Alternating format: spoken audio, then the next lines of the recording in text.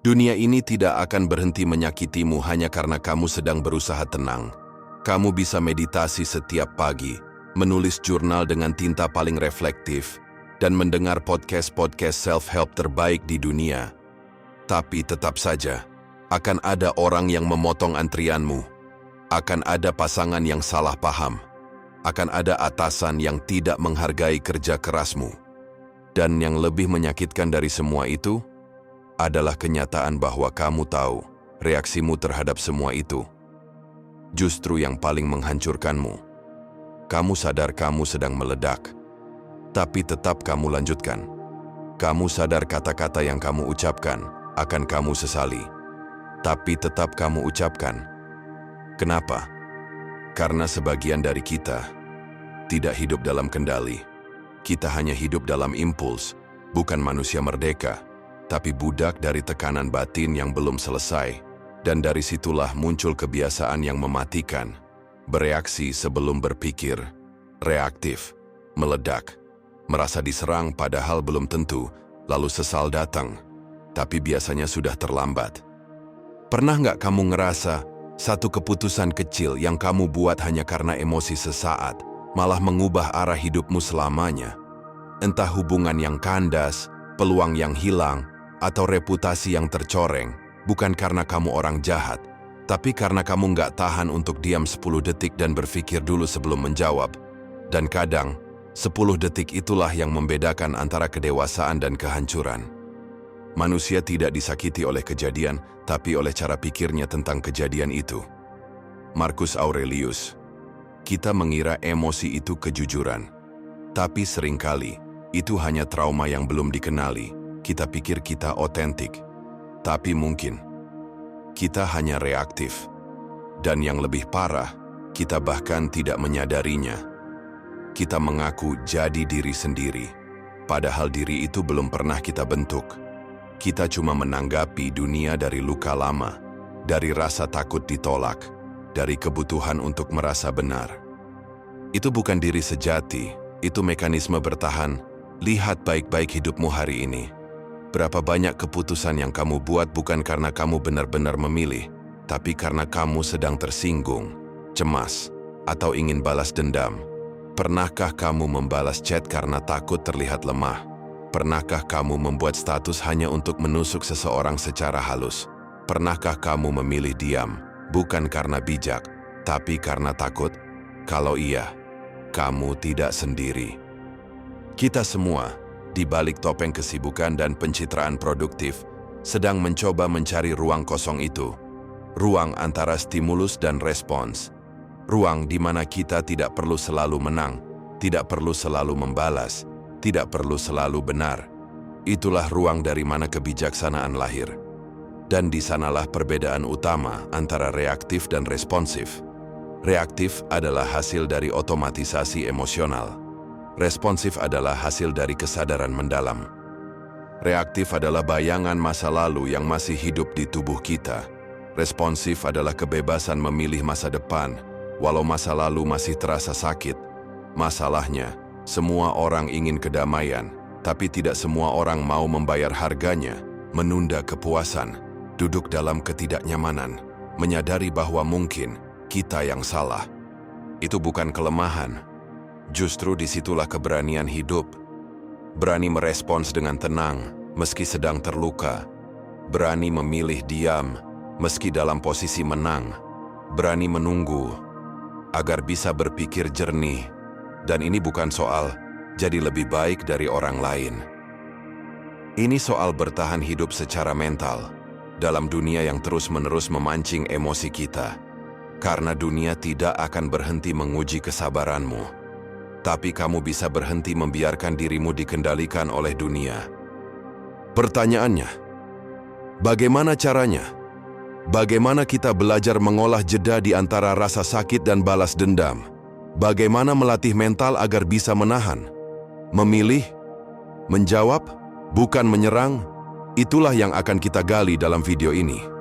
Kita akan bahas 7 prinsip latihan batin dan emosional untuk mengubah cara kamu merespons hidup dengan tenang, tapi tidak pasif. Dengan sadar, tapi tetap tajam. Tapi sebelum kita masuk ke prinsip pertama, coba jawab ini di komentar. Apa satu keputusan dalam hidupmu yang kamu ambil hanya karena kamu tidak tahan untuk tenang sebentar saja? Tulis ceritamu di bawah. Siapa tahu ceritamu bisa menyelamatkan orang lain dari keputusan yang sama. Dan kalau kamu belum subscribe, sekarang waktunya. Karena kita akan masuk ke bagian paling penting, bagian yang bisa mengubah cara kamu menghadapi dunia mulai hari ini. Sekarang, mari kita mulai dengan prinsip pertama. Prinsip pertama, sadari bahwa reaksi cepat adalah warisan dari otak primitifmu. Kamu tidak sepenuhnya bersalah karena sering bereaksi berlebihan, tapi kamu tetap bertanggung jawab. Otak manusia terbentuk dari jutaan tahun proses evolusi, dan bagian paling tua dari otak kita, yang sering disebut sebagai amigdala, tidak didesain untuk berpikir jernih, tapi untuk bertahan hidup. Zaman dulu, kamu mendengar suara keras di semak-semak, maka kamu lari. Tidak ada waktu untuk refleksi, tidak ada waktu untuk berpikir, apakah itu harimau atau hanya angin? 1 detik keterlambatan bisa berarti kematian. Masalahnya, dunia kita sudah berubah, tapi perangkat di kepalamu belum. Amigdalamu tidak tahu bedanya antara bahaya fisik dan ancaman psikologis. Jadi ketika seseorang mengkritik kamu di depan umum, otakmu menganggap itu serangan. Ketika pasanganmu diam dan tidak memberi validasi emosional, otakmu membaca itu sebagai penolakan yang mematikan. Dan ketika kamu merasa tidak dihargai, amigdala langsung memerintah, serang balik, kabur, atau tutup diri. Inilah yang disebut Carl Jung sebagai bayangan bawah sadar. Segala respons otomatis yang muncul dari dalam diri, bukan karena kamu memilih, tapi karena kamu belum mengenal sisi terdalam dari dirimu sendiri. Sampai kamu menjadi sadar atas hal-hal yang tidak sadar dalam dirimu, ia akan mengatur hidupmu. Dan kamu akan menyebutnya takdir. Carl Jung. Jadi pertama-tama, kamu harus berhenti menyalahkan diri sendiri. Tapi kamu juga tidak boleh memanjakan dirimu sendiri. Sadari bahwa bagian reaktif dari dirimu bukanlah siapa kamu sebenarnya. Itu hanyalah bagian purba dari sistem sarafmu yang masih mengira kamu hidup di hutan, bukan di ruang rapat. Kamu bukan emosi pertamamu. Ketika kamu marah, itu hanya sinyal. Ketika kamu tersinggung, itu hanya indikator. Kamu tidak harus langsung menanggapi semuanya. Stoikisme mengajarkan hal ini dengan sangat dalam. Epictetus mengatakan, bukan kejadian yang mengganggu manusia, tapi tafsir mereka tentang kejadian itu. Dengan kata lain, realitas tidak menyakitkan. Yang menyakitkan adalah interpretasimu tentangnya. Mari kita ambil contoh kecil. Seseorang menyenggolmu di jalan. Kalau kamu melihat itu sebagai pelecehan, kamu akan marah.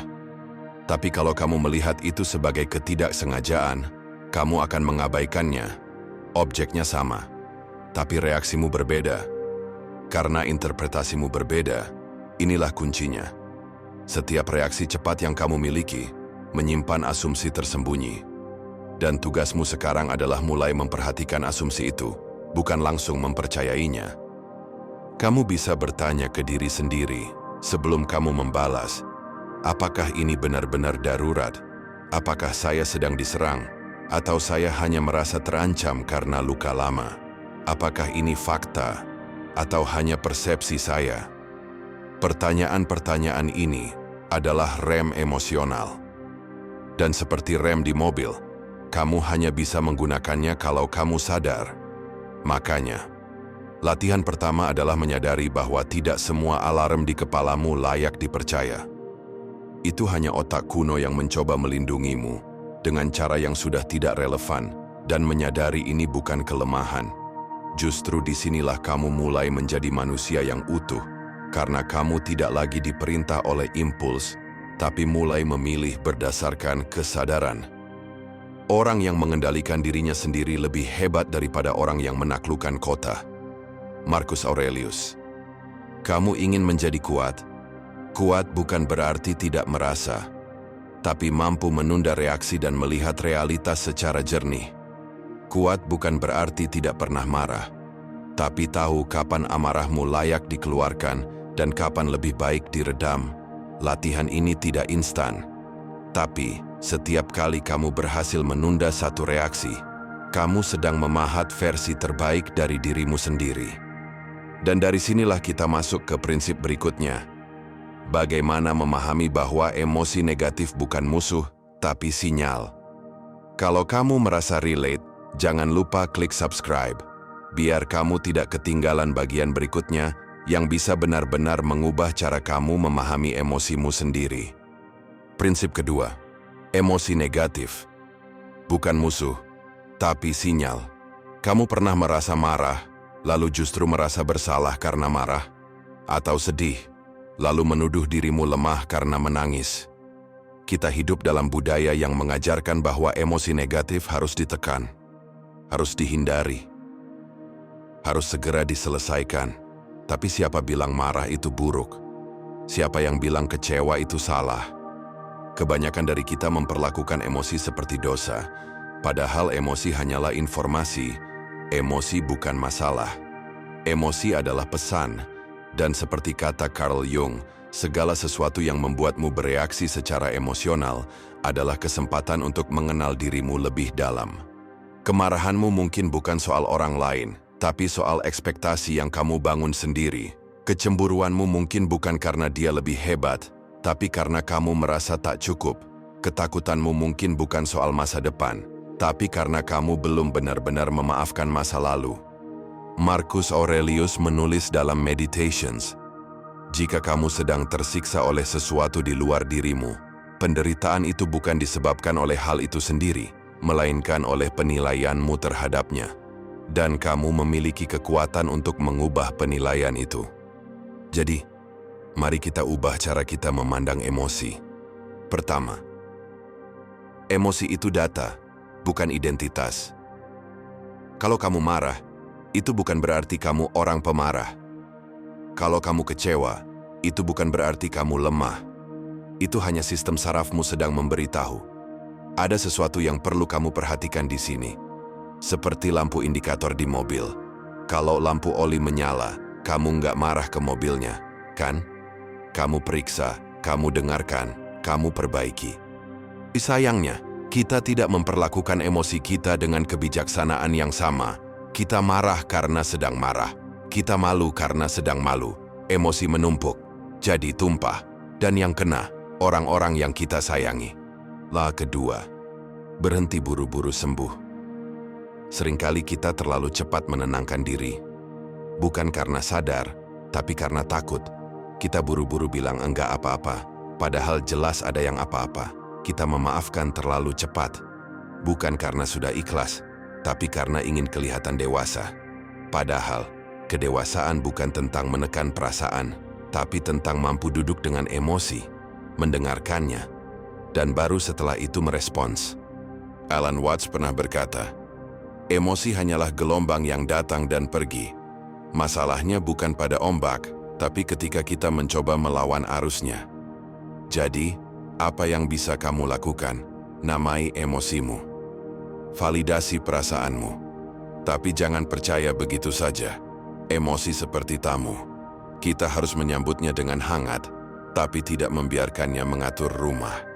Tanyakan ini pada dirimu setiap kali kamu mulai tenggelam dalam emosi. Apa sebenarnya yang aku rasakan? Dari mana ini berasal? Apa pesan yang sedang dibawa oleh perasaan ini? Contoh kecil, kamu marah karena pasanganmu telat balas pesan. Kalau kamu tanya ke dalam, mungkin kamu sedang merasa tidak penting. Kalau kamu gali lebih dalam, mungkin kamu punya luka lama tentang penolakan. Kalau kamu duduk dengan itu, kamu sadar. Bukan dia masalahnya, tapi ekspektasimu, lukamu, dan kebutuhanmu akan validasi. Dan dari situ, kamu bisa memilih, mau menyalahkan atau menyadari, mau reaktif atau responsif. Seperti kata Epictetus, kamu memiliki kekuasaan atas pikiranmu, bukan atas kejadian di luar. Ketahuilah ini, dan kamu akan menemukan kekuatan. Kekuatan bukan berarti kamu tidak merasa, tapi kamu tidak diperintah oleh perasaan. Kekuatan bukan menolak emosi, tapi berdialog dengannya, tanpa terjebak di dalamnya. Dan jika kamu bisa melakukan ini, kamu sedang membangun pondasi yang sangat kuat. karena kamu tidak lagi buta terhadap dirimu sendiri. Sekarang kita masuk ke prinsip ketiga. Mengendalikan jeda sebelum respons adalah otot mental yang bisa dilatih, dan cara melatihnya tidak seperti yang selama ini kamu kira. Tapi sebelum kita masuk ke sana, kalau kamu merasa video ini membuka matamu, bantu algoritma dengan klik like dan share ke satu temanmu yang sedang bergulat dengan emosinya sendiri. Karena bisa jadi, dia butuh jeda itu juga. Prinsip ketik, jeda sebelum respons. Itu bisa dilatih. Seperti otot, 1 detik, 1 napas, 1 tarikan kesadaran. Itulah perbedaan antara kata-kata yang menyelamatkan hubungan atau yang menghancurkannya. Masalahnya bukan kamu terlalu emosional. Masalahnya kamu tidak pernah diajarkan untuk menunda. Tidak pernah diajarkan bahwa respons itu bisa dipilih, asal kamu memberi ruang. Kamu tumbuh di lingkungan yang menganggap jeda adalah kelemahan, bahwa diam itu kalah, bahwa cepat itu cerdas, bahwa lambat berarti lemah. Padahal, diam bukan kalah. Diam adalah kekuatan yang belum diledakkan. Jeda bukan pelarian. Jeda adalah persiapan. Siapa yang paling kuat? Dia yang bisa menahan diri ketika ia mampu membalas. Seneca. Tapi, bagaimana caranya melatih jeda? Jawabannya, perlakukan kesadaranmu seperti otot. Kalau kamu jarang olahraga, ototmu lemah. Dan ketika kamu butuh mengangkat beban berat, misalnya beban emosi besar, kamu jatuh. Sama seperti itu, kalau kamu tidak melatih kesadaran sehari-hari, maka ketika amarah datang atau rasa malu menghantam, kamu tidak punya kekuatan mental untuk menahan diri. Akhirnya, reaktif, otomatis, merusak. Jadi latihan kita bukan mencari solusi saat sedang emosi, tapi melatih daya tahan sebelum badai itu datang. Pertama, mulai dari napas. Kapan terakhir kali kamu benar-benar memperhatikan napasmu? Bukan saat meditasi formal, tapi dalam momen biasa, ketika sedang menunggu, ketika sedang kesal di lampu merah, ketika scrolling media sosial dan merasa tertinggal. Latihan kesadaran paling sederhana adalah kembali ke napas. Napas adalah jeda yang selalu bisa kamu akses. Dan setiap kali kamu menyadari napasmu, kamu sedang membangun jalan keluar dari autopilot. Coba begini, tarik napas dalam, tahan 3 detik. Hembuskan perlahan, tahan 3 detik. Ulangi 3 kali. Terdengar klise? Mungkin, tapi latihan inilah yang dilakukan oleh tentara, atlet olimpiade, bahkan biksu zen. Semua yang butuh kendali diri di situasi ekstrem. Bukan karena mereka tidak takut atau marah, tapi karena mereka tahu, 1 napas bisa menyelamatkan 1 keputusan besar. Kedua, gunakan teknik label emosi. Saat kamu merasa meledak, jangan langsung bicara, jangan langsung bertindak. Labeli dulu emosinya. Bilang ke dirimu sendiri, saya merasa marah, saya sedang kecewa, saya merasa tidak aman. Bukan untuk menghakimi, tapi untuk memberi jarak. Karena begitu kamu bisa mengamati perasaanmu, kamu sudah bukan bagian dari badai itu lagi. Kamu jadi pengamat, bukan korban. Ini bukan omong kosong spiritual, ini neuroscience. Penelitian dari UCLA menunjukkan bahwa ketika kita menamai emosi kita secara verbal, bagian amigdala yang mengatur fight or flight jadi menurun aktivitasnya, dan korteks prefrontal, bagian otak yang rasional, jadi lebih aktif. Artinya, dengan hanya 1 kalimat, kamu bisa memindahkan dirimu dari impuls ke kesadaran. Dan jika kamu bisa melatih ini setiap hari, jeda itu tidak akan terasa seperti perjuangan. Ia akan jadi refleks. Kamu akan mulai menyadari emosi sejak masih embun, bukan setelah jadi badai.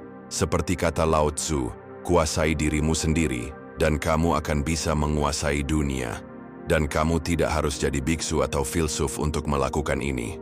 Cukup 1 keputusan sederhana, berhenti mempercayai insting pertamamu, beri ruang, tarik napas, namai, baru putuskan. Respons yang bijak bukan lahir dari pengetahuan besar, tapi dari keberanian untuk menunggu. Dan di zaman yang serba cepat seperti ini, menunggu 1 detik adalah revolusi. Sekarang kita masuk ke prinsip keempat, dan ini mulai menyentuh luka yang lebih dalam. Mengapa banyak dari reaksi kita sebenarnya adalah gema dari trauma yang belum sembuh? Prinsip keempat, reaksi berlebihan adalah gema dari luka lama. Pernahkah kamu marah? Bukan karena kejadian hari ini, tapi karena luka yang tak pernah sembuh dari masa lalu. Seseorang mengabaikanmu sekali, dan kamu merasa tak dianggap seumur hidup. Seseorang mengkritik satu hal, dan kamu merasa tak pernah cukup, seakan semua usahamu sia-sia. Itu bukan soal mereka, itu bukan soal sekarang, itu tentang kamu. Dan masa lalu yang belum kamu pulihkan. Kita tidak reaktif karena situasi. Kita reaktif karena sejarah. Reaksi berlebihan bukan refleksi dari keadaan, tapi refleksi dari ketidaksadaran. Carl Jung menulis, hingga kamu membuat ketidaksadaran menjadi sadar, itu akan mengatur hidupmu, dan kamu akan menyebutnya takdir. Apa maksudnya? Begini, kamu bukan hanya bereaksi pada kata-kata orang, kamu bereaksi pada luka yang disentuh oleh kata-kata itu. Kamu bukan hanya kesal karena ditegur, tapi karena di masa kecil, teguran berarti ancaman cinta. Kamu bukan hanya cemas ditinggal, tapi karena kamu pernah merasa ditinggalkan tanpa penjelasan, kamu membawa masa lalumu ke dalam semua percakapan hari ini. Dan itu bukan salahmu, tapi itu tetap menjadi tanggung jawabmu. Jadi apa yang bisa kamu lakukan? Langkah pertama adalah mengenali pola. Setiap kita punya trigger, pemicu reaksi tak sadar, dan trigger itu hampir selalu punya akar emosional yang dalam. Contoh, kamu tersinggung setiap kali seseorang menasihati? Mungkin karena dulu kamu tumbuh di rumah yang penuh kritik, dan saran sekecil apapun terasa seperti serangan. Kamu marah saat tidak diajak dalam sebuah acara? Mungkin karena ada luka lama. Merasa tidak dianggap? Kamu defensif saat dikoreksi? Bisa jadi kamu dibesarkan dalam lingkungan yang membuat kesalahan terasa memalukan. Jika kamu tidak menyadari pola ini, kamu akan terus bereaksi bukan pada kejadian, tapi pada bayangan dari masa lalu. Dan begitulah banyak orang hidup, bukan di saat ini, tapi di masa lalu yang belum selesai. Ini adalah awalan. Langkah kedua, akui bahwa itu masih sakit. Kita hidup dalam budaya yang memaksa kita untuk move on. Untuk ikhlas saja, lupakan saja. Udah lewat ini mah. Padahal luka yang tidak diberi tempat akan mencari panggungnya sendiri, dalam bentuk kemarahan yang berlebihan, dalam bentuk kecemasan yang tidak proporsional, dalam bentuk hubungan yang kita sabotase sendiri. Mengakui luka bukan kelemahan, itu adalah langkah pertama menuju kesembuhan. Dan ketika kamu mulai duduk bersama rasa sakitmu, bukan melawannya, kamu memberi ruang bagi respons yang lebih dewasa lahir. Friedrich Nietzsche berkata, seseorang yang memiliki mengapa untuk hidup dapat menanggung hampir segala bagaimana. Ketika kamu tahu asal luka itu, kamu tak lagi dikendalikan oleh reaksi. Kamu jadi punya pilihan untuk tidak menumpahkan masa lalumu ke masa kini, untuk berhenti menyalahkan dunia karena rasa sakit yang belum kamu hadapi. Tapi ingat, proses ini tidak instan. Kamu tidak bisa menyembuhkan luka 10 tahun hanya dengan afirmasi semalam. Ini bukan tentang jadi orang yang lebih tenang dalam sekejap, tapi tentang menjadi lebih sadar, sedikit demi sedikit. Satu pola yang kamu kenali, satu momen reaktif yang kamu tunda, satu luka yang kamu beri nama. Dari situ, kamu mulai merebut kendali kembali, dan kamu mulai hadir. Bukan sebagai trauma yang berjalan, tapi sebagai dirimu yang sadar. Kata Marcus Aurelius, penderitaan hanya bertahan selama kamu mengizinkannya. Kamu tidak harus terus hidup dalam mode bertahan. Kamu bisa hidup dengan kesadaran. Dan dari situ, respons, bukan reaksi, menjadi gaya hidup. Sekarang kita akan masuk ke prinsip kelima. Mengapa respons yang tepat seringkali tidak terlihat oleh orang lain, dan mengapa itu justru bentuk tertinggi dari kebijaksanaan. Prinsip kelima, respons yang bijak tidak selalu butuh penonton. Di dunia yang serba publik, di mana semua orang ingin didengar, divalidasi, dan dipuji. Kita jadi lupa bahwa kekuatan sejati justru lahir dalam keheningan. Kita hidup dalam zaman di mana semua harus diumumkan. Kita salah paham bahwa menahan diri berarti lemah, bahwa tidak membalas berarti kalah, bahwa menjadi tenang berarti tidak punya prinsip. Padahal justru disitulah bentuk kekuatan paling murni, ketika kamu mampu merespons dengan bijak dan tidak ada yang tahu. Marcus Aurelius menulis dalam Meditations, "Jangan pernah membanggakan kesederhanaan, ketenangan, atau pengendalian diri. Jika itu memang nyata, orang akan melihat tanpa kamu menunjukkannya. Tapi mengapa kita sulit menerima itu? Karena ego kita lapar. Ia ingin membalas, ia ingin diakui, ia ingin menunjukkan bahwa kita benar dan mereka salah, bahwa kita tidak bisa diremehkan, bahwa kita bisa menghancurkan balik. Jika mau, tapi justru disinilah kamu diuji. Apakah kamu bertindak untuk membuktikan sesuatu atau karena itu benar? Apakah kamu merespons untuk menyembuhkan atau untuk memuaskan ego? Respons sejati tidak butuh audiens. Karena kamu tahu, nilainya bukan ada di pengakuan orang, tapi di damainya batinmu. Dan ketahuilah ini, setiap reaksi keras yang berhasil kamu tahan, itu mengubah sesuatu. Mungkin orang lain tidak melihat, tapi kamu tahu, tubuhmu tahu, jiwamu tahu. Itulah perubahan sejati. Pertama, kenapa kadang diam adalah respons terbaik. Kita terlalu sering terjebak dalam narasi bahwa jangan diam saat disakiti. Dan memang, dalam konteks kekerasan atau ketidakadilan sistemik, itu benar. Tapi dalam konflik sehari-hari, dalam komentar sinis, dalam perdebatan kecil yang tidak akan membawa siapapun ke arah yang lebih dewasa, diam bukan berarti kalah.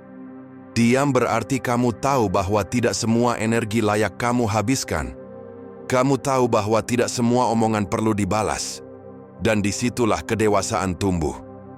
Epictetus berkata, ketika seseorang mencoba memprovokasi kamu, tanyakan pada dirimu, apa alasan saya untuk bicara? Jika kamu tidak bisa menjawab dengan jujur dan tenang, maka lebih baik diam.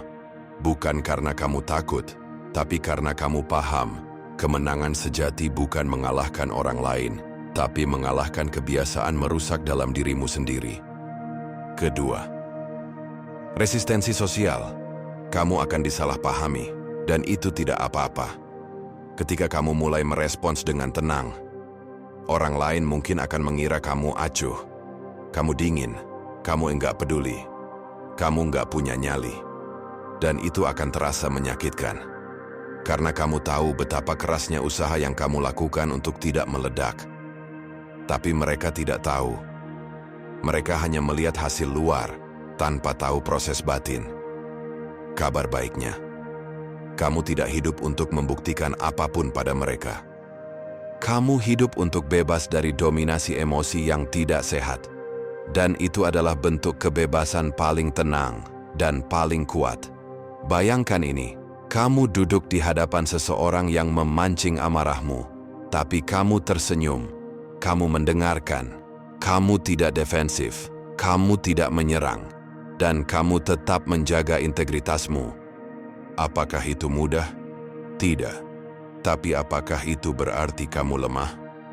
Justru sebaliknya, karena kamu telah membuktikan sesuatu yang jauh lebih besar, kamu sudah tidak lagi jadi budak emosimu sendiri, dan tidak ada orang luar yang bisa mengambil itu darimu. Pikirkan ini sebentar, berapa banyak momen dalam hidupmu yang kamu sesali, bukan karena apa yang orang lain lakukan, tapi karena bagaimana kamu bereaksi. Berapa kali kamu berkata hal yang kamu tidak maksudkan, memutus hubungan yang sebetulnya bisa dibicarakan, membalas dengan marah, padahal yang kamu butuhkan cuma jujur dan tenang. Menutup diri, padahal kamu sebenarnya ingin dipahami. Di saat itu kamu bukan sedang memilih, kamu sedang dikuasai. Dan itulah hidup dalam mode reaktif, terbakar dari dalam, terburu dari luar, tidak ada jeda, tidak ada kontrol, tidak ada kesadaran. Epictetus berkata, bukan hal-hal di luar diri yang mengganggu kita, melainkan cara kita memaknai hal-hal itu. Dan inilah kabar buruknya. Tidak akan ada dunia ideal yang bebas dari pemicu. Akan selalu ada orang menyebalkan. Akan selalu ada situasi yang tidak adil. Akan selalu ada perasaan yang meledak dari dalam dirimu sendiri. Tapi inilah kabar baiknya. Kamu bisa menjadi seseorang yang tidak dikendalikan oleh semua itu. Bukan dengan mematikan emosi. Bukan dengan pura-pura tidak peduli. Bukan dengan sok kuat. Tapi dengan mulai membangun ruang di dalam dirimu. Sebuah ruang kecil yang bisa menampung rasa marah, takut, kecewa, dan bahkan dendam. Tanpa harus langsung mengubahnya jadi tindakan. Itulah jeda, itulah kesadaran. Itulah awal dari kebebasan. Karena kamu akan sadar, marah tidak harus berarti menyerang. Kecewa tidak harus berarti menutup diri. Luka tidak harus berarti membalas. Dan di ruang itu kamu akan belajar satu hal yang sangat penting. Kamu tidak harus selalu bereaksi.